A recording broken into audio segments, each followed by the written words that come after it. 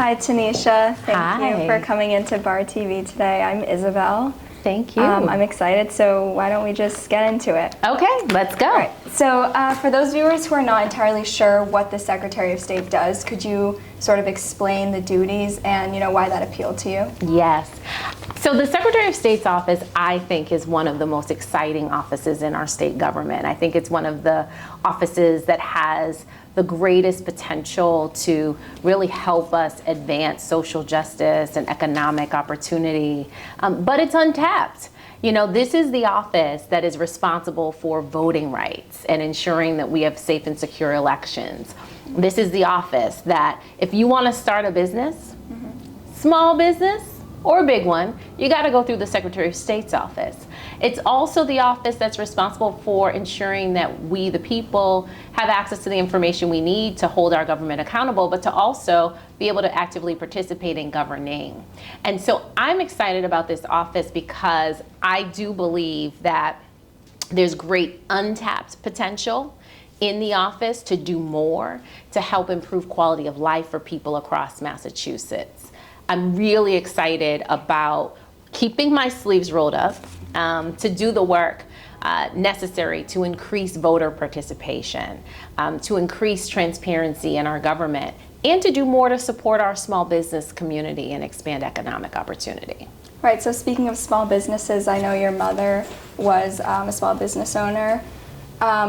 So of course Massachusetts has one of the highest business registration fees in the country. So, what do you plan to do to, make it a bit more easier, accessible, more affordable for those of lower income to be able to start small businesses? Yeah, great question. I grew up in Brockton, which is a city south of Boston.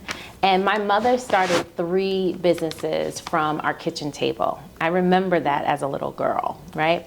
And what we know today, as you mentioned, Massachusetts is the most expensive state if you want to start a business. And so when I think about the opportunity for this office to do more to lower fees for small businesses, especially those in some of our most vulnerable communities and communities of color, businesses being started by women or veterans or within the LGBTQ community, I believe that there's real opportunity there. So one, I want to help lower those fees. But equally as important, I believe that the Secretary of State's office can and should be providing more service and support to those businesses. I'm talking about the businesses like my mother's, the ones that get started by families around kitchen tables. I believe this office can serve as really a gateway, connecting those businesses to the resources they need in order to be successful. When I think about the Secretary of State's office, I'm thinking about it in terms of a chief democracy office. Certainly focused on ensuring that we are advancing voting rights, also recognizing that a strong democracy requires a strong economy, and our small business community is an important part of that. Right, of course. So, like you also said, voting, definitely a big part of your job. So, could you explain what the situation is with the voter participation turnouts? How there's gaps and whatnot. So. Absolutely. So here in Massachusetts, we experience low voter participation across the Commonwealth, from our gateway cities to our rural communities to the suburbs. Low voter participation. We also experience voter participation gaps. So even when we have people coming out to vote, there's a difference between the voting participation rates in more wealthy communities versus more low-income communities. We have to change that. And so one of the things that I'm going to do is help ensure that Massachusetts adopts same-day registration. So same-day registration was adopted by Maine in 1973. It's almost 50 years ago. It's a long time. 20 other states have adopted same-day registration since that time. So we're not talking about anything, revolutionary here. It's been around for a while. It's also one of the most important voting rights we can have that can help increase voter participation. And so I'm going to fight to ensure that we get same day. But I also know from my work in our communities that there are many people who are losing faith in our government, feeling like it's not working for them, feeling like their vote doesn't matter, feeling like, you know, the system is just built for the powerful, not everyday people.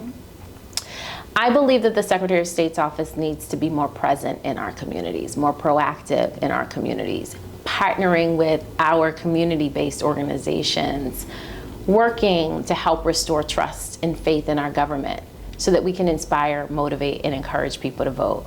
Because it doesn't matter how easy we make it for people to register to vote, if people don't believe in the system.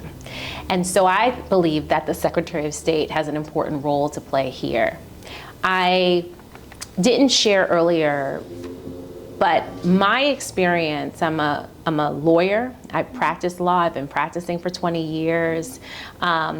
But I'm also, in our communities, a volunteer. I volunteer as the president for the NAACP here in Boston, a civil rights organization.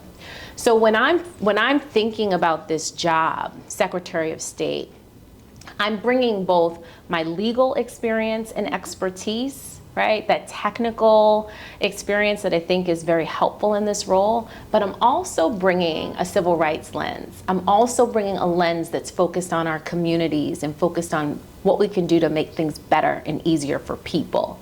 Those two together, I believe, is what we need right now in the Office of Secretary of State. Both the transactional experience, the technical pieces of a lawyer, and the community relational pieces of a civil rights advocate. So, obviously, we know the current Secretary of State has been in office for quite a while. Mm-hmm. If you were able to bring all those components of yourself to the table long before now, are there any issues that you might have approached differently than the current Secretary of State has? You know, what do you think you could have maybe done better? Yeah, so the current Secretary of State, his last name is Galvin. He has been in office for 27 years. That's a very long time. The best example I can give you of the difference between us is, remember I mentioned same-day registration. That is one of the most important voting rights that we could have as voters. The research is there that shows that it helps increase the participation within low-income communities, among working people, in communities of color, okay? Massachusetts should have same-day registration. If I were Secretary of State, we would have it. And so as I'm thinking about this office, it will be one of my top policy priorities to get that done, because it's an economic justice issue and it's also a racial justice issue. And I think we've got a few options. One, I will work with our legislature collaboratively to find a pathway forward on same-day registration or election day registration. Mm-hmm. People use use that language interchangeably. But even if we're not able to get it done through the legislature, I'm committed to working with our communities, working with civil rights organizations and voting rights organizations and other advocacy organizations as a partner to help educate our communities so that together we can advocate for same-day registration. This is critically important, and it's something that the current secretary has not done. He has not partnered with our civil rights organizations or our voting rights organizations. In fact, he's been sued by our civil rights organizations and our voting rights organizations. But I do believe, and I have it as my mantra, it says, this moment demands more, we deserve more, and together we'll deliver more. So on same-day registration, we do deserve more, and I know that together we'll be able to deliver. So speaking of, getting to the people, if you are elected, how do you plan on using your power to create more transparency between the Commonwealth and the people? So I graduated from the University of Virginia. I'm a government major from UVA. And one of the ideologies that I firmly embrace is this idea of self-governance, that the American democracy is deeply rooted in a belief that we, the people, should be part of governing. I believe that. I believe, when in this idea that, government should be with, for, and by us, okay? And in order for that to be the case, we, the people, need access to information. And so the Secretary of State, the Chief Information Officer for the Commonwealth, has an important role to play in ensuring that public information, public records are available to the public. And so I will work to ensure that there is compliance with our public records laws, but I will also work to remove the blanket exemptions that exist in our state government when it comes to public records disclosure. Massachusetts has been rated the least transparent state in the country. We're the birthplace of the American democracy, and yet we have the least transparent state government. That has to change. And so as Secretary of State, I will work to ensure that Massachusetts is moving from the least transparent, moving toward being the most transparent, so that we can hold our government accountable, but so that we can also actively participate in governing. Right, so taking it back a little, I noticed you use the word proactive, and I've seen that a lot on your website as well. What does that term mean to you in your campaign?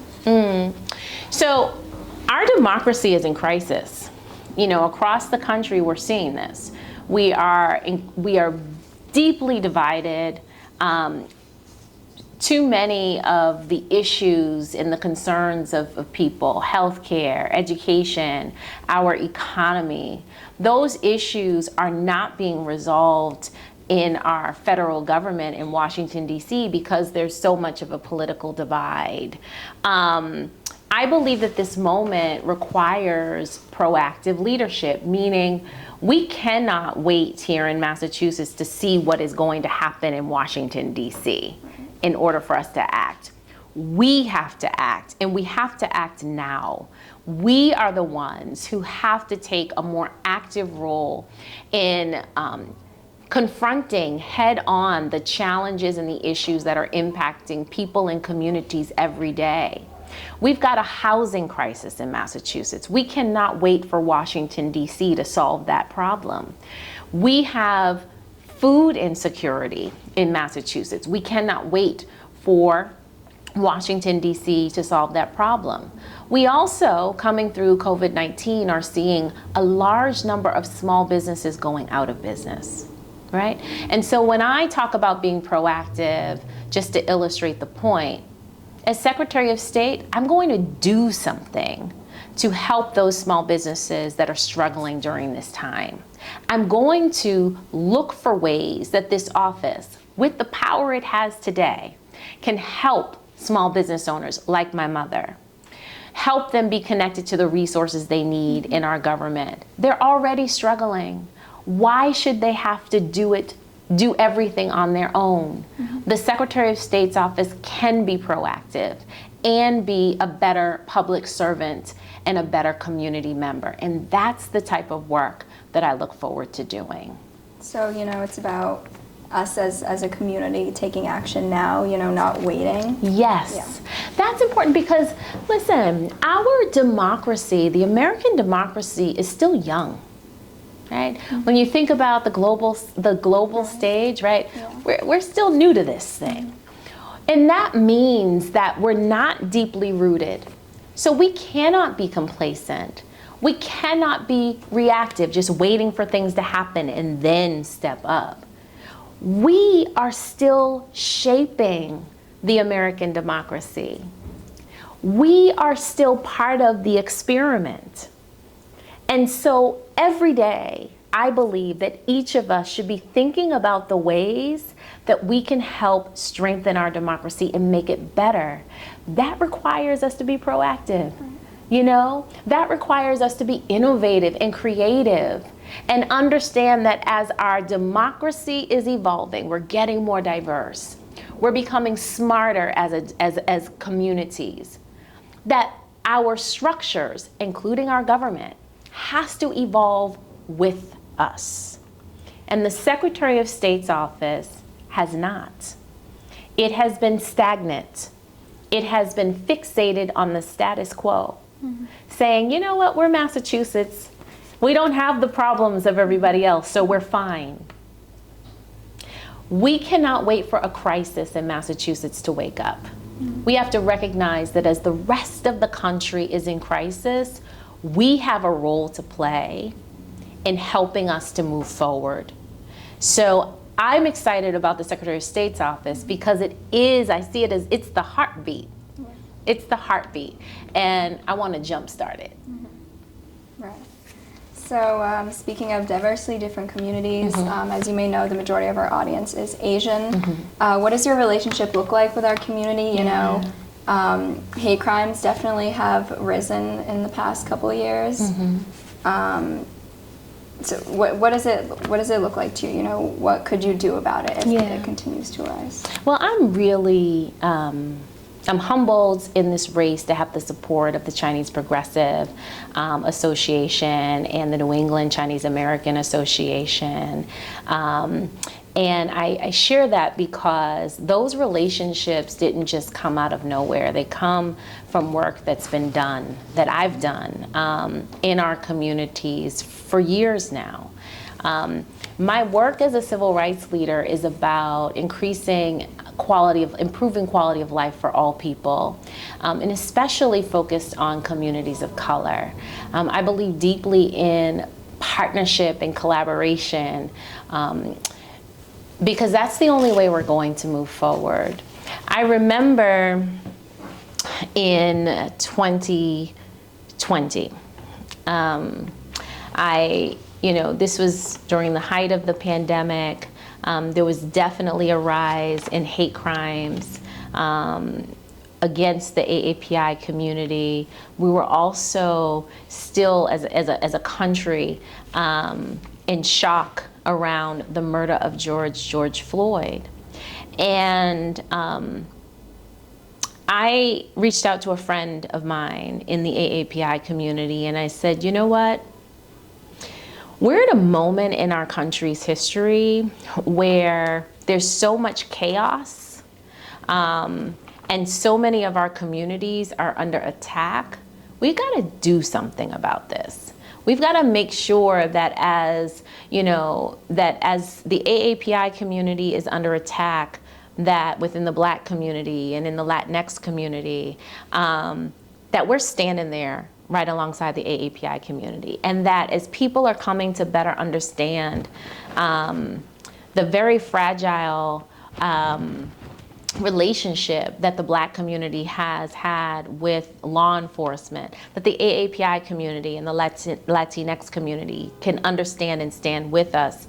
And so we determined to come together to, one, learn more about our common history and shared struggle, and two, renew and deepen our commitment to working together and not allowing our communities to be divided.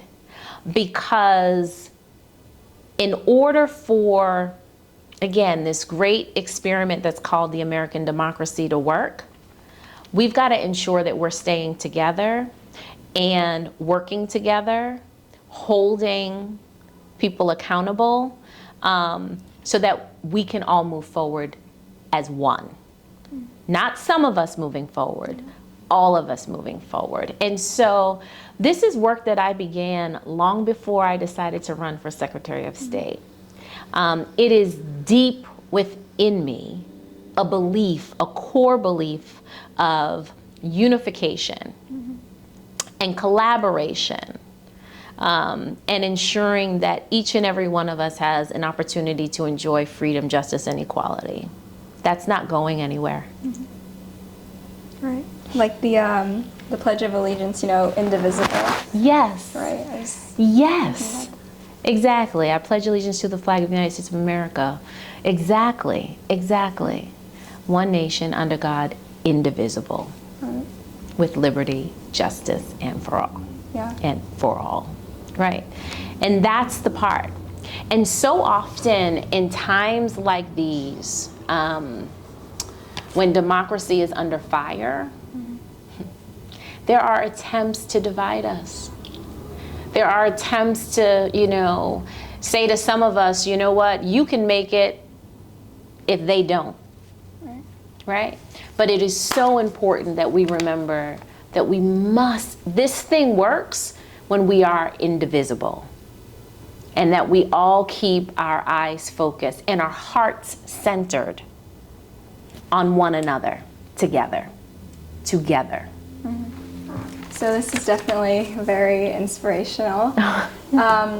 Of course, you'll be, if elected, you will be the first woman of color as Secretary of State. Mm-hmm. How does that make you feel, of course? And how do you think that makes girls and women in similar positions, women of color, young girls, young adults, you know, and that have, you know, big dreams? You know, I love this question. When I got into this race, I didn't have on my mind that I would be the first woman or the first woman of color to hold this office. I'm mindful of it, you know, just because I'm here in this moment. And I think sometimes it's surprising to me, it's 2022 and we're just getting to this point, you know. I received the endorsement of the Massachusetts Democratic Party in this race.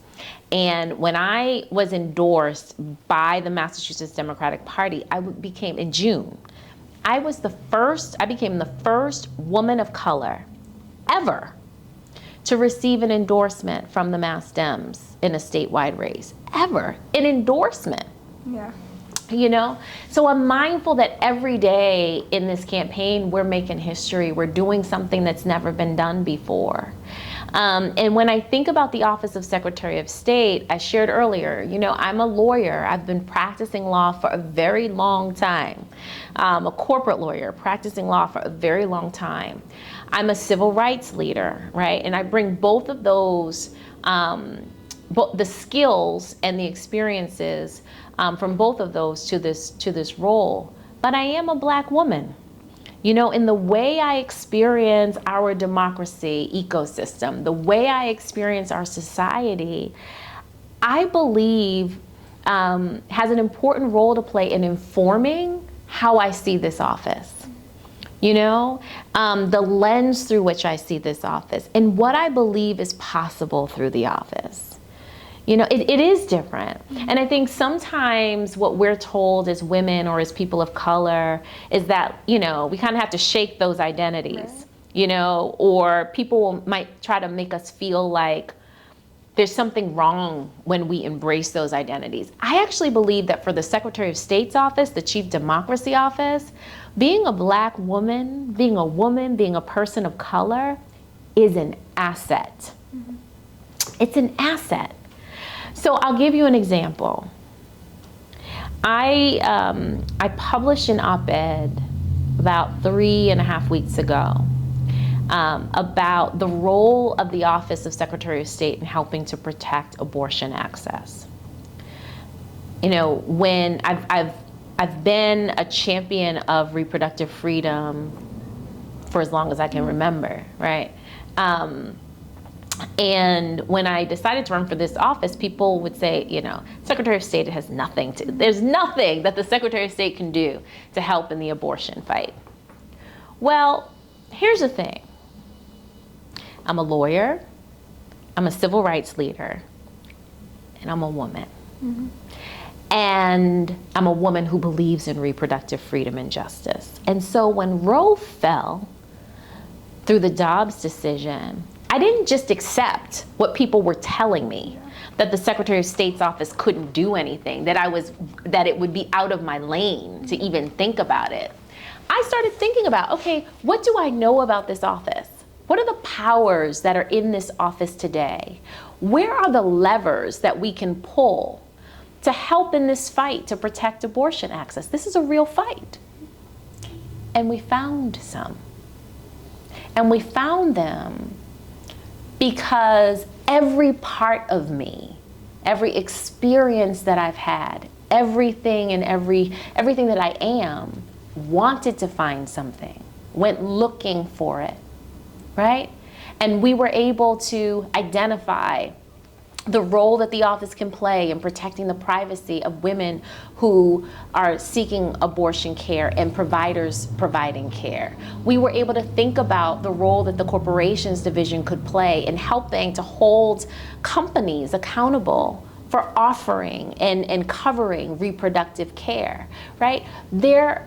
When you wake up every morning committed to service and bring your whole self to that service, you will be amazed at what you can do. And so, yes, I understand that history will be made when we win, but I also understand that great difference will be made because of the diversity and the experiences that I and everyone I'm bringing with me will bring to this office. That was perfect. That was my next question was, even though your powers are limited as Secretary of State, what can you do to influence and reach out to those around you who have more powers and different powers? The greatest power we have is in our community. I mean, that's what this country was built on. Again, Secretary of State, Chief Democracy Officer. So let's talk democracy. The American democracy is strongest when the people are empowered and activated. And so for me, when I think about this role, I am very intentional about wanting to empower more people to do in their own communities. Democracy is not a solo act. It's not about one person. There are no superheroes, individual superheroes in democracy. It takes a collective. It takes a community. And so as I think about this office, when I think about the vision that I have for this office and the plans that I have for this office, absolutely connecting in community with people as individuals, connecting in community with organizations that have relationships in community is an important part of it. Not just the people who are elected to office, but people at the grassroots level. Inspiring, motivating, and encouraging everyday people to know and lean into their power is one of the greatest things we can do to strengthen the American democracy. And that's what I'm going to be focused on. So, could you explain the term grassroots a little more? Yes. So what I mean by that is, probably the best way to describe it is our neighbors, right? Mm-hmm. Not always the people who are, part of, a fancy organization where they're paying dues, I'm talking about organizations where people just show up, or groups of people just show up because they care about their communities and they want to do something about it. Mm-hmm. I want to make sure that, as neighbors are coming together to ensure that they can have sidewalks on their streets, that they have access to the information they need in order to do that. I want to make sure that as parents are concerned about the education that their children are receiving, that they not only know that the school committee or the school board is meeting, but that they know that they can show up and that they have a voice and they can use it. That's part of the work of this office.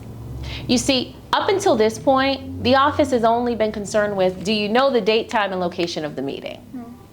Not whether you know what you can do when you get there, right? I want to change that. Up until this point, the office has only been concerned about whether you're registered to vote, not whether you actually get out to vote. I want to change that. That's the difference. And in order for those things to happen, the Secretary of State's office cannot just sit in an office and wait for people and things to come to it. The Secretary of State's office has to be in our communities at the very local level, grassroots, very local level, working with people, connecting with people every day. So growing together. I love that, Yeah. growing together. Right. Yes. So I probably should have said this in the beginning, but on your website I noticed that there at the top there are a bunch of different language options. Yes. I have not seen that in many campaigning websites in general. What was the thought behind that, you know, because I know that clearing barriers is definitely a big part of why you're running. Very important. I mean, what I acknowledge is that there are people, we are a Commonwealth. Massachusetts has rich diversity, rich linguistic diversity.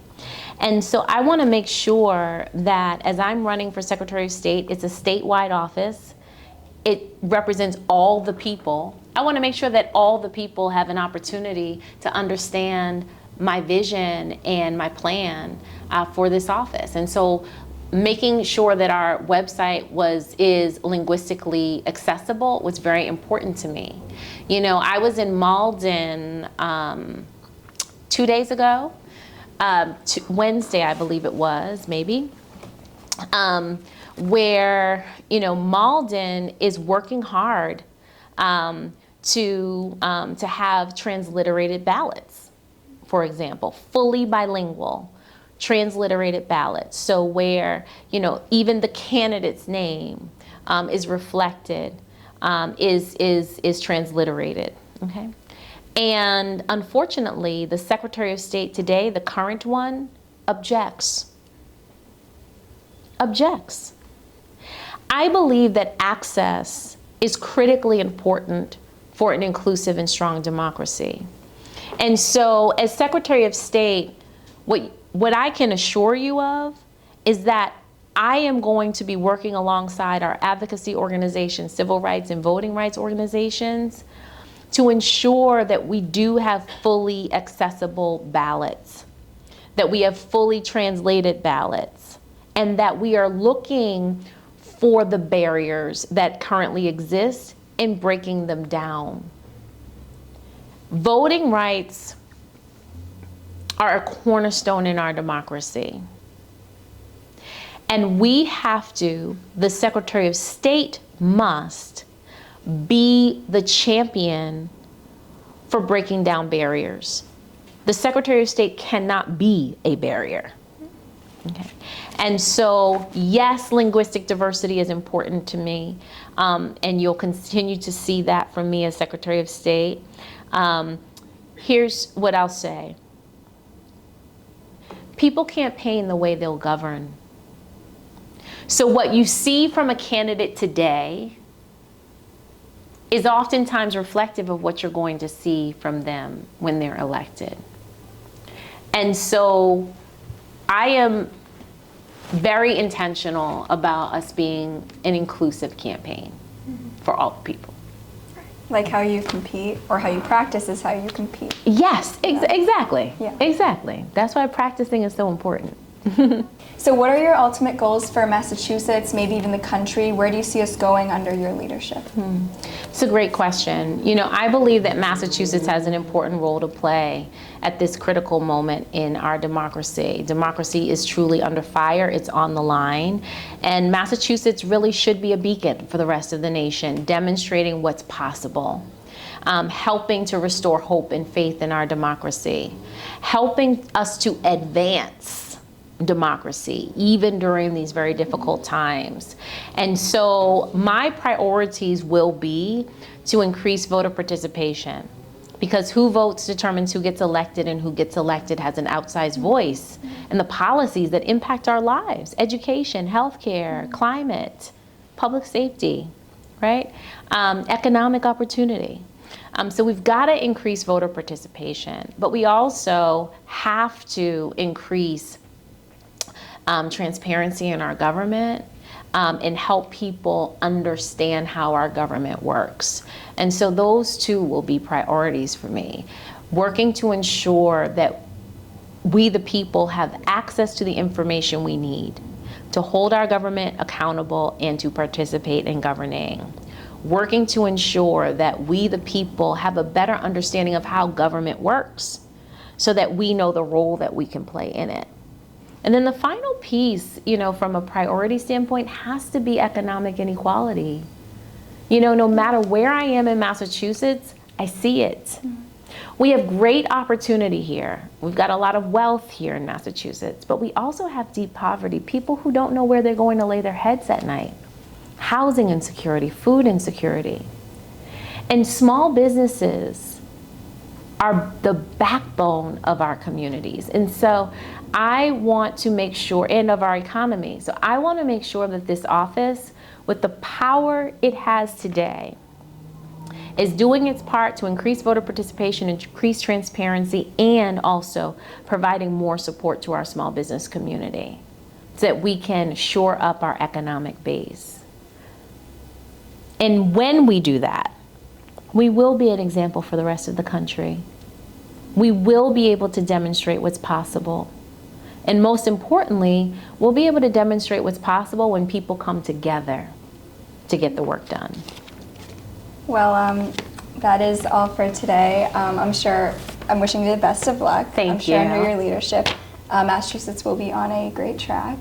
Thank you. Per Bar TV tradition, if you could just look at that camera, if you have any last remarks. Absolutely. Well, again, thank you so much for having me. Thank you for allowing me to share a little bit about the Office of Secretary of State, an office that I believe really can and should be our chief democracy office. I'm going to encourage everyone to vote. We have a primary coming up, September 6th. September 6th is the last day to have your voice heard in the 2022 primary season. And I'm asking for your vote. I'm asking that you vote for me, Tanisha Sullivan, for Secretary of State on or before September 6th. And I'm asking that you share with your friends, with your family, and your neighbors about my candidacy, and that you ask them to also vote for Tanisha Sullivan, Secretary of State for the Commonwealth of Massachusetts. Thank you so very much. Bye-bye.